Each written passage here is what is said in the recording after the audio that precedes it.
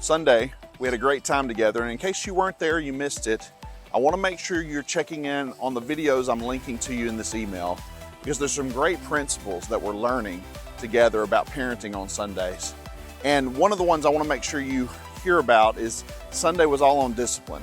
And we had a fun time talking about all the ways that our discipline fails to meet up to the standards that we would hope to have as children of God.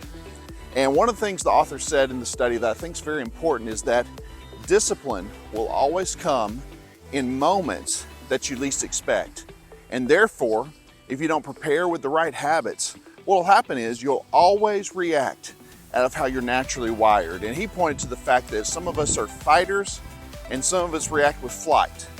And that may or may not be true for you, but the only way to get to the discipline that you want to model as in our faith, as in what our good Heavenly Father does, is by working on some habits in our lives. And he gave some great habits. One I'll point out to you is this.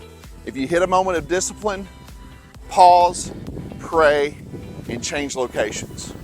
It was a great little tip in the sense that if you're having to deal with something, you feel your flesh reacting, pause, say a short prayer, and change the location and see what that does on your discipline in your life. And I think as we talk about that, I just want to reemphasize that the only way you will become a better parent and someone who is better at discipline for your child is by developing habits that are healthy for your life. The last point on Sunday that I think is very valuable for us as parents is that discipline, really and truthfully at the end of the day, it's all about reconciliation. You are trying to repair relationships that were broken because of an infraction, because of something your child did, right? And so we have to always let discipline lead to a reconciliation. And I want to challenge you as adults, as parents, is this happening in your life? Not just with your children, but what about your marriage? What about your friendships? What about the people at work that are crossing you the wrong way? Do you model a lifestyle of reconciliation that your children can see? Because if you do, it will help you as you try to discipline them and help correct them. If you don't, perhaps they see a model not lived out, and therefore it will not lived out in your home. Too many people spend their lives with broken relationships that they are unwilling to restore. Not unable to. Sometimes you hit relationships that you're unable to restore. As much as you try, you cannot reconcile it. That's not what we're talking about. But when you are able to restore it, do you?